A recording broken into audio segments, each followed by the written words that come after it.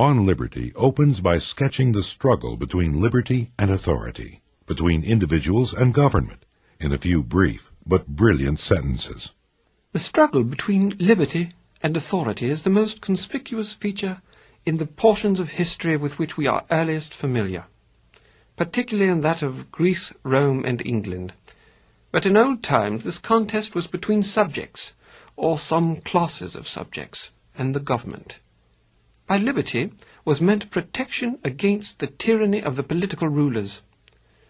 The rulers were conceived, except in some of the popular governments of Greece, in a necessarily antagonistic position to the people whom they ruled.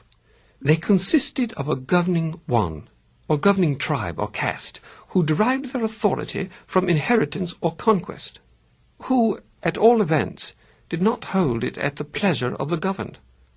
To prevent the weaker members of the community from being preyed upon by innumerable vultures, it was needful that there should be an animal of prey stronger than the rest, commissioned to keep them down.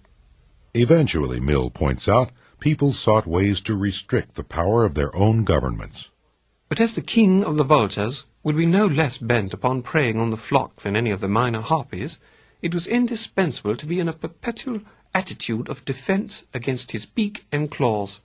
The aim, therefore, of patriots was to set limits to the power which the ruler should be suffered to exercise over the community, and this limitation was what they meant by liberty.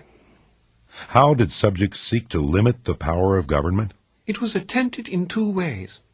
First, by obtaining a recognition of certain immunities, called political liberties or rights, which it was to be regarded as a breach of duty in the ruler to infringe, and which, if he did infringe, specific resistance or general rebellion was held to be justifiable.